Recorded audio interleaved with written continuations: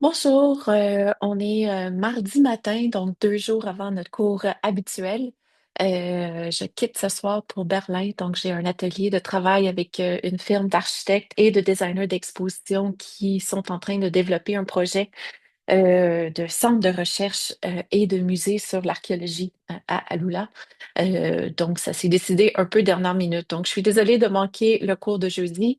Ça vous donne l'opportunité de travailler en équipe et de préparer votre présentation. Et aujourd'hui, en fait, j'enregistre une capsule. Je pense que ça va prendre à peu près 1 heure. L'idée est vraiment de vous préparer pour la présentation finale et de parler d'un sujet quand même assez important pour cette dernière remise, qui est la communication d'un projet d'exposition. On va terminer avec un petit rappel sur l'évaluation des enseignements et un petit survol de ce qui s'en vient. Donc, la semaine prochaine, remise du projet final. L'objectif est vraiment de faire votre présentation finale devant tout le groupe et le jury. Je ne vais pas montrer tout de suite un horaire. L'idée, c'est que tout le monde soit là et on décidera de l'ordre jeudi soir prochain. La remise est vraiment la présentation finale. Donc, je vous encourage à vraiment mettre l'emphase sur votre présentation écran. C'est votre occasion de présenter votre sujet, sa pertinence pour Montréal. Donc, rappelez-vous, c'est l'exercice, c'est de démontrer au jury que votre exposition porte sur un sujet qui est intéressant pour les publics que vous avez déterminés et que cette exposition mérite pleinement l'opportunité d'être présentée à un public montréalais l'année prochaine, par exemple. Donc, vous avez à votre disposition l'ensemble des éléments visuels avec lesquels vous pouvez nous faire la démonstration. Donc, n'oubliez pas d'amener votre maquette finale, les impressions taille réelle finale. Donc, on a fait des tests la semaine passée. L'idée maintenant, c'est de présenter seulement les tailles validées. Même chose que la semaine passée, j'ai aucun problème si vous les présentez seulement en noir et blanc pour une validation de taille. Les versions couleurs seront dans votre présentation écran. Pas besoin de journal de bord pour cette dernière remise. C'est aussi pas nécessaire de remettre l'ensemble de votre recherche, donc je vais vraiment noter et mettre l'emphase sur votre prestation orale et visuelle pour cette dernière étape. On aura nos deux jurys. Donc, vous connaissez déjà Joanie qui est venue à la mi-session. Elle sera combinée avec Héloïse Carrier, qui est designer graphique au studio Principal. Elle est responsable pour le design de beaucoup des expositions que Studio Principal fait au musée McCord. Elle est designer graphique aussi, comme j'ai dit, de formation. Donc, très chouette de la voir. Elle a confirmé sa présence la semaine prochaine. Ça va être vraiment bien aussi d'avoir quelqu'un qui n'a jamais vu vos présentations du tout. Donc, n'oubliez pas quand vous présentez votre sujet, c'est sûr que c'est le prétexte. Vous devez présenter à un groupe qui ne connaît pas votre sujet, mais là, c'est vraiment génial parce qu'en plus, on a une personne légitime qui n'a pas suivi le processus jusqu'à maintenant. Donc, le cœur du webinaire d'aujourd'hui va vraiment se concentrer sur comment présenter un projet d'exposition et aborder les principaux défis qu'on a lorsqu'on présente un projet de ce type. Je dirais que vos présentations sont vraiment déjà très bien avancées. Donc, il y a beaucoup d'équipes qui sont bien alignées pour leur présentation écran. C'est un petit résumé et peut-être que cette capsule va vous donner quelques tuyaux de plus pour peaufiner ou augmenter l'impact de votre présentation à écran.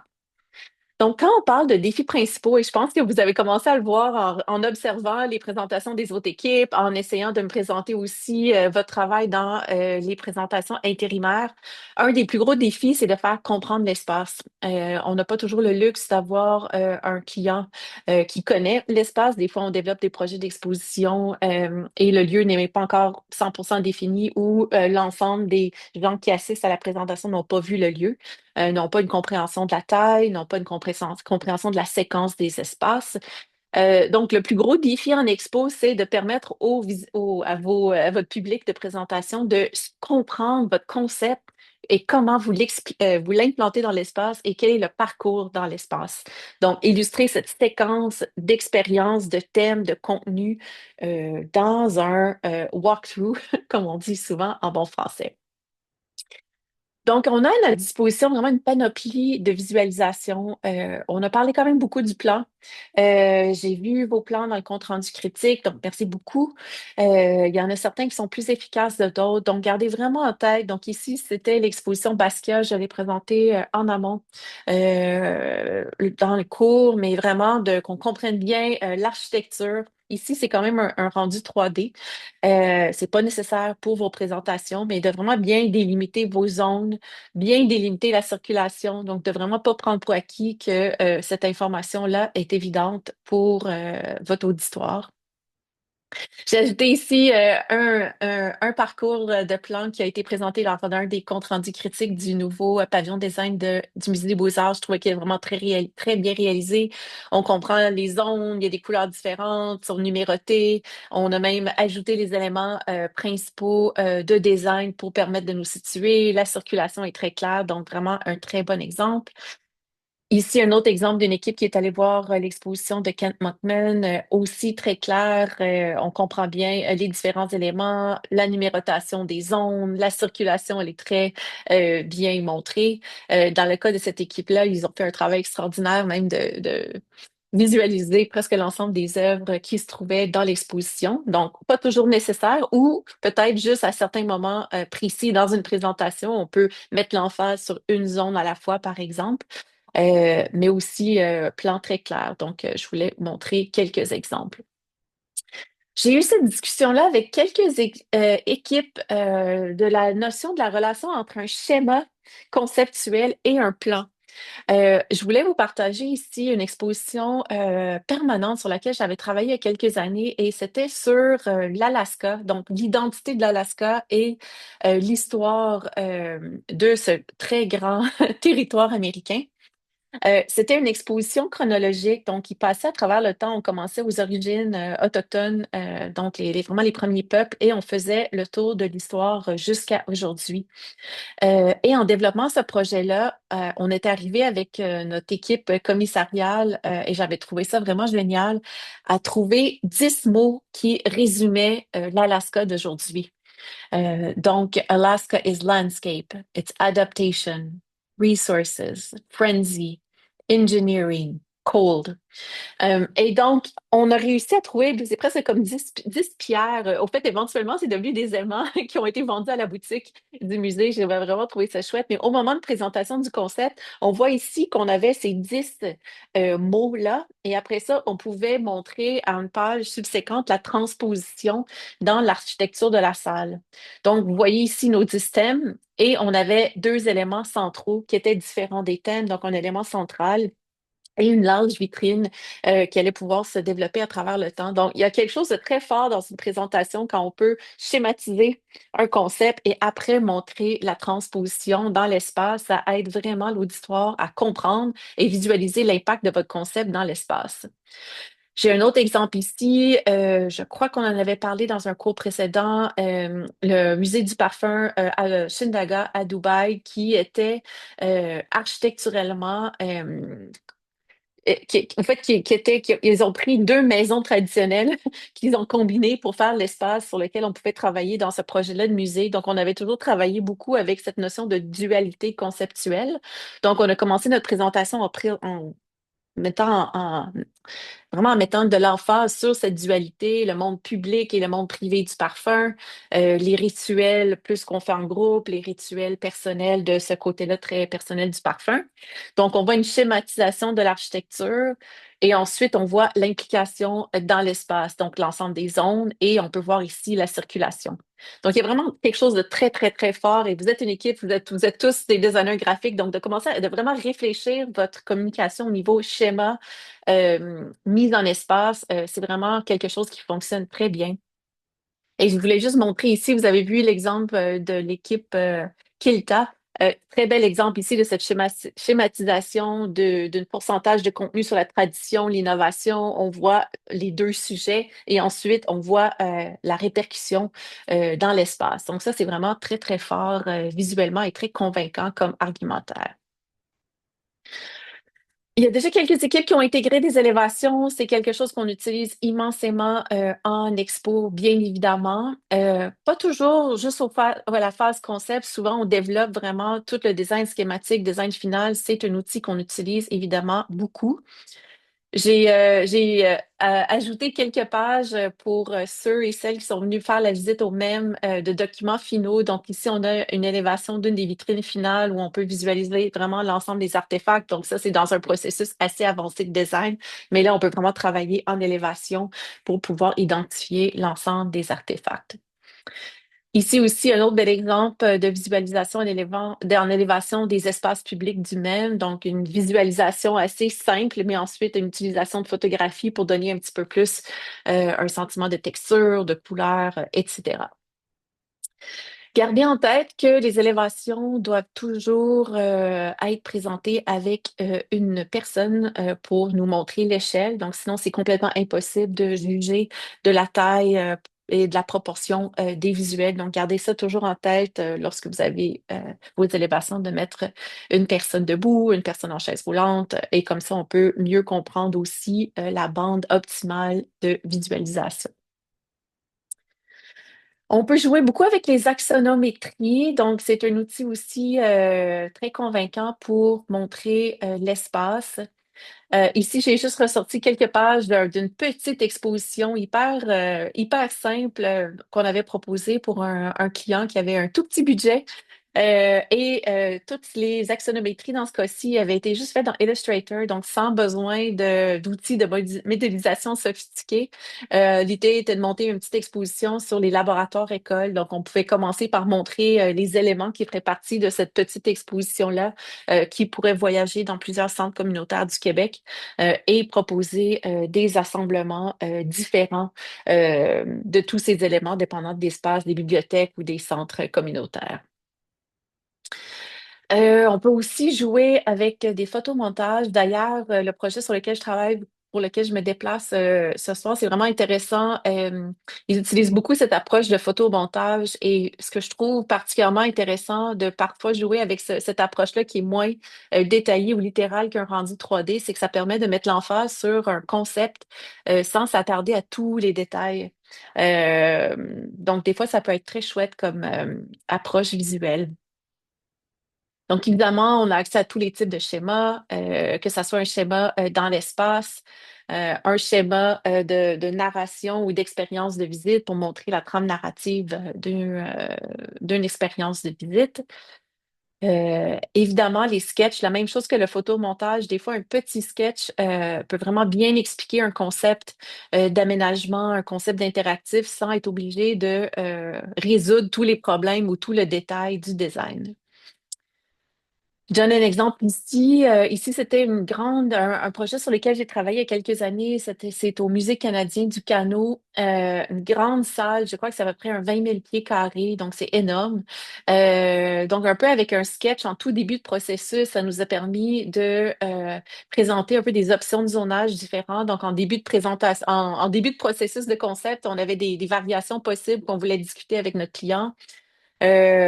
Commencer aussi à parler des grands éléments scénographiques, donc d'attirer l'attention. Dans le cas de ce projet-ci, on avait une maison, littéralement une maison traditionnelle qui est un artefact énorme qu'on devait insérer dans l'espace de cette galerie permanente. Et on voulait s'assurer d'avoir quelques éléments phares scénographiques, donc de pouvoir comme identifier les grands gestes. Ici, au fait, ce qu'on voit, c'est une envolée de canaux dans l'espace. Donc, des fois, c'est un outil vraiment très, très efficace.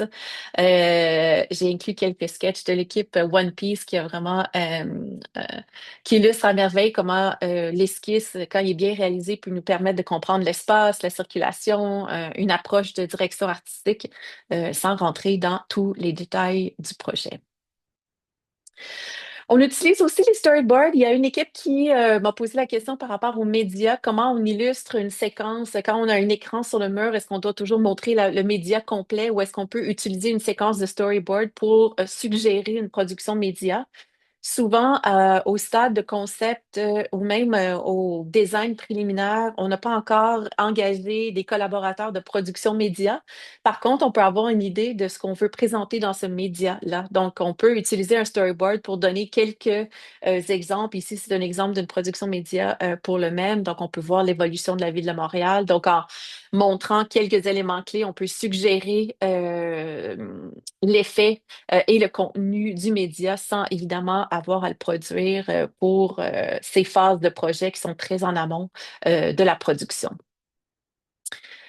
Ici, on a Basquiat au Musée des Beaux-Arts. On peut aussi utiliser le storyboard pour expliquer un interactif. Donc ici, c'est un interactif de réalité augmentée. Donc vraiment aussi avec le sketch, quelques images qu'on peut communiquer l'intention euh, de l'augmentation par écran. Et dans le cas ici, c'était d'augmenter sur une œuvre pour montrer le cadre dans lequel certaines des œuvres de Basquiat avaient été utilisées dans leur cadre original, dans certains cas dans des bars de la ville de New York. On peut aussi utiliser le storyboard pour démontrer comment va fonctionner un interactif. Ici encore, c'est le même, c'est la station interactive de la fin. Donc, en utilisant une petite séquence, on est capable de montrer les différentes actions et la résultante d'un interactif pour s'assurer vraiment que tous les parties prenantes du projet comprennent l'objectif, l'interaction et éventuellement, ça va servir de document pour briefer les collaborateurs qui vont développer la programmation de chacun des interactifs. On peut évidemment travailler avec des médias mixtes, donc vraiment jouer entre le collage, l'axonométrie, des visualisations avec votre maquette. Vous avez déjà intégré pour la majorité les photos de maquette dans votre présentation, ce qui est excellent. Je vous encouragerais à prendre conscience de l'importance aussi du cadre dans lequel vous photographiez votre maquette. Donc, c'est important d'utiliser un fond blanc afin de vraiment s'assurer que l'œil est attiré vers les éléments de design et pas sur le contexte dans lequel vous avez photographié votre maquette. Moodboard, image de référence, vous êtes vraiment très bien avancé dans cette lignée-là. Gardez ça simple sur une page, c'est probablement la meilleure solution. Ici, on voit un moodboard pour un espace visiteur pour la marque Cointreau en France. Donc, on voit la coloration assez dominante, la matérialité. Donc, avec seulement 8 images, on peut comprendre quand même très rapidement l'ambiance du design de cette expérience de visite. Je voulais partager ici aussi, ici c'est un exemple d'un mood board pour une exposition permanente sur le Stampede de Calgary. Et l'approche de design de ce projet-là était de passer du côté très festif du carnaval au monde plus naturel des ranchs de l'Alberta. Donc le mood board, c'est oui une communication d'intention de design, mais aussi c'est peut-être aussi dans certains cas une communication d'une évolution de design, de progression dans l'espace. Et évidemment, c'est pas requis dans le cadre de ce cours-ci, mais on a accès à tous les outils de modélisation et de rendu 3D. Donc, vous reconnaissez notre salle du CCA ici. Encore pour ceux et celles qui sont venus au même, je voulais vous montrer, c'était une des premières zones. On a passé un peu de temps dans la zone Bonjour Hi et on peut voir à quel point les rendus peuvent être assez réalistes quand on arrive dans les phases plus finales vers le design final d'une présentation pour aller chercher l'approbation finale de l'équipe du musée. Donc, au-delà de visualiser le projet, visualiser l'espace, il y a toute la question de communiquer votre intention. Donc, quand on pense aux qualités d'une bonne présentation, on s'assure que votre présentation soit hyper claire. Quand on parle d'empathie, j'adore utiliser ce mot-là parce qu'on a une empathie pour notre auditoire. Donc, on se demande si on se met dans la peau de l'auditoire, qu'est-ce que l'auditoire a besoin de comprendre pour pleinement apprécier la communication. Une clarté dans la structure, évidemment dans les outils de visualisation. Et une présentation qui est engageante. On veut entendre votre enthousiasme, on veut se faire raconter une histoire, on veut que votre ton de voix, votre langage corporel. Donc, vous utilisez vraiment tous les moyens à votre disposition pour nous donner envie de mieux connaître et de découvrir votre projet d'exposition. Donc, empathie. Gardez en tête à qui vous parlez. Comme on a dit, est-ce qu'ils connaissent le sujet? Est-ce qu'ils sont familiers avec ou pas? Je pense que c'est le mot qui me revient le plus souvent quand je pense à cette question-là d'auditoire. Ensuite, quelle histoire vous voulez nous raconter? Une présentation, c'est vraiment un exercice de storytelling. On n'est pas juste en train de présenter une séquence de slides, on a un début, un milieu, une fin. Donc, de garder cet arc narratif-là aussi présent dans votre présentation, c'est toujours une bonne approche. J'ai eu des questions d'équipe par rapport à la structure. En fait, ici, c'est juste pour vous montrer souvent dans ma vie chez GSM, on réfléchissait énormément à la structure de nos présentations et ce qui est merveilleux avec tous nos outils qui sont organisés en termes de slides, c'est qu'on peut changer la structure, faire des tests. Donc, même si on a un exemple de structure privilégiée, des fois, il y a des projets qui vont demander une structure différente ou on a une idée une information qui devrait être présentée parce qu'elle aura plus d'impact au début. Donc, ce que je vous propose ici, c'est un exemple de structure classique, mais ça ne veut pas dire qu'elle doit être appliquée à la lettre.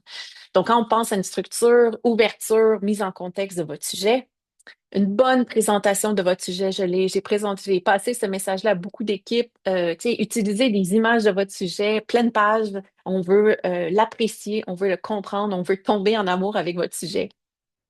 Ensuite, une fois que vous nous avez présenté le sujet, c'est quoi l'approche éditoriale que vous avez choisie pour nous faire découvrir ce sujet? Et par la suite, quel est votre concept d'exposition, votre concept scénographique? Et après ça, on peut rentrer dans l'expérience de visite. J'ai mis la petite flèche ici à droite parce que dans plusieurs cas, des fois, quand on commence à présenter l'expérience de visite, on va peut-être vouloir intégrer les œuvres, les moyens, les objets scénographiques dans votre parcours. Donc, vous avez un peu les choix. Je ne veux pas imposer une approche. Des fois, on va présenter vraiment les œuvres et ensuite de ça, l'expérience de visite. Des fois, ça peut être le contraire et des fois, on va vraiment choisir de les intégrer et d'amener l'auditoire un peu.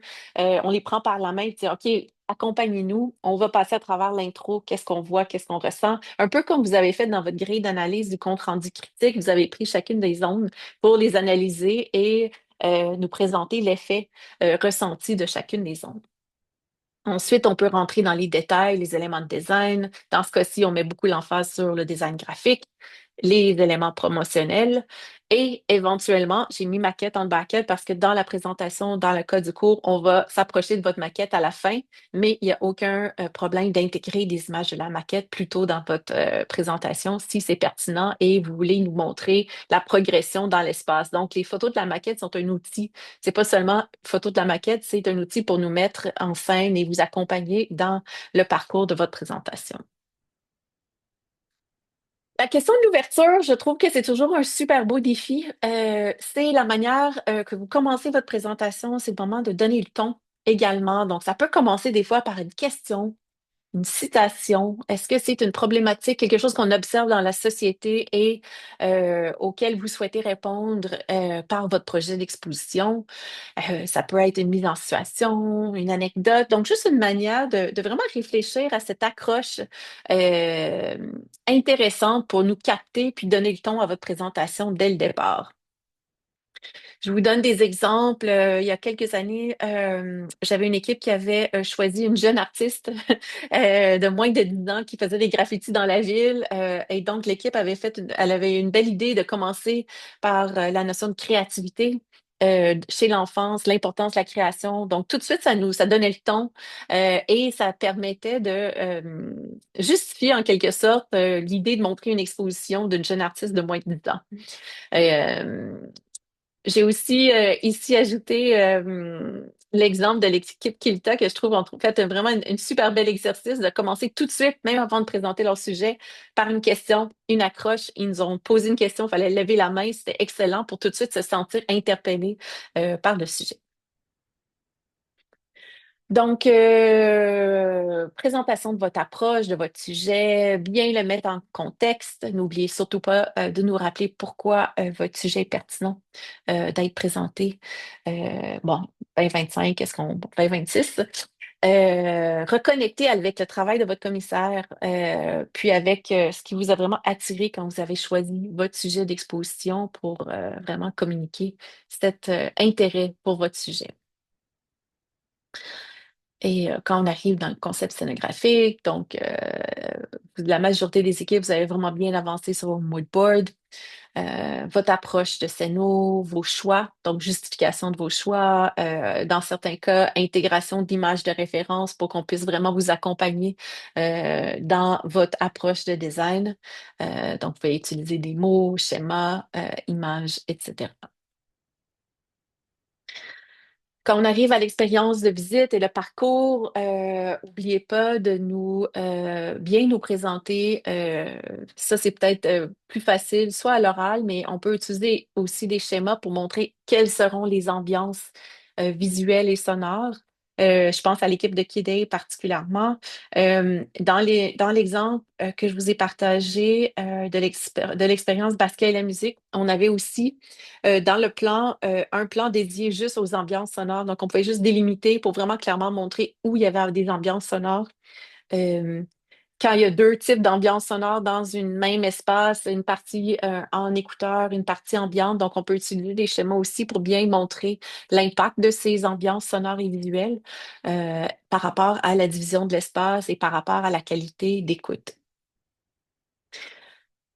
Donc, plan d'exposition. J'ai aussi ici un exemple de l'année passée très, très clair. Donc, l'utilisation de couleurs, délimitation des zones, circulation très claire. Donc, il y a plein de manières de le faire, mais plus on est capable de comprendre votre propos, plus l'auditoire va comprendre votre approche globale d'exposition. Un autre exemple ici, tout simple, mais qui est très, très efficace. Donc, l'intégration de juste quelques petits éléments, peut-être de scéno, identification de vos objets, une circulation très claire. Donc, ça fonctionne très bien. Ici aussi, ça c'était une présentation finale de l'année passée, je crois, mais tu sais aussi un autre exemple, c'est au fait, c'est le fun de voir la diversité de moyens visuels de communiquer l'espace, mais ici très clair, une présentation globale des trois zones avec les éléments principaux et au fur et à mesure qu'on avançait dans la présentation, on pouvait revenir au plan. Donc c'est vraiment quelque chose aussi qu'on fait souvent, c'est de revenir au plan pour resituer l'auditoire dans la présentation comme ils ne sont pas devant la maquette à ce moment-là.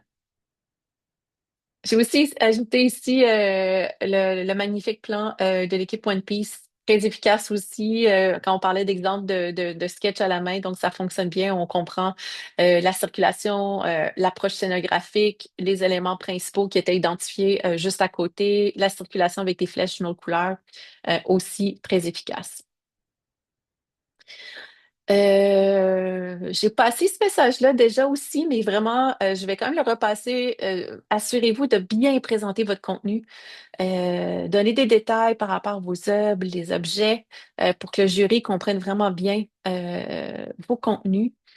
Euh, un exemple d'une présentation de quelques années, on voit un objet, dans ce cas-ci, c'est pas nécessaire, mais on le voit présenté sous quelques angles. Une page très simple. Assurez-vous de garder vos images assez grandes. Donc oui, on a un exercice de mise en page, mais quand on présente nos objets, on veut les voir en grand. Quand on parle d'empathie, l'idée, c'est de s'assurer que votre auditoire a l'impression de vraiment bien comprendre, que ce soit des œuvres, des objets, etc.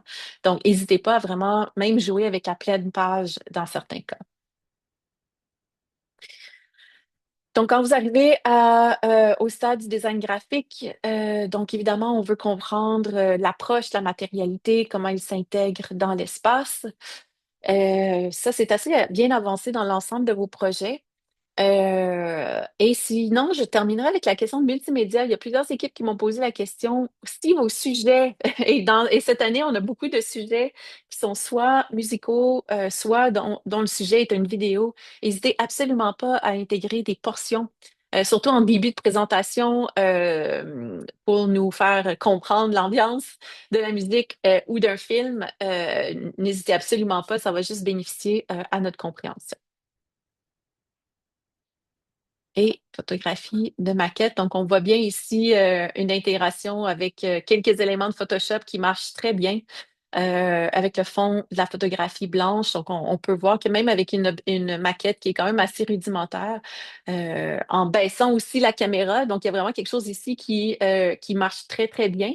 J'ai vu quelques équipes qui prenaient des photos de haut de la maquette. C'est pertinent si on veut voir la division de l'espace, mais et même en utilisant un iPhone, ce qui fonctionne assez bien, c'est de vraiment baisser le cadrage de la caméra à la hauteur des yeux d'un visiteur et ça peut donner quand même une impression assez convaincante de l'expérience de visite. Donc voilà pour les derniers cues pour préparer votre présentation de la semaine prochaine. Pour la préparation, gardez en tête que chaque équipe va avoir à peu près 8 minutes pour présenter son projet et présenter sa maquette. Cela exclut tous les commentaires, questions du jury, mais ça donne une bonne ordre de grandeur pour vous préparer.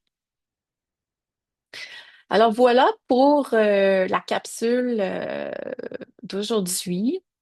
Pour les prochaines semaines, petit résumé, évidemment, la semaine prochaine, Showtime. Donc, j'ai vraiment très hâte de voir vos présentations finales. Je voulais vraiment vous féliciter. Je trouve que les projets avancent très, très bien.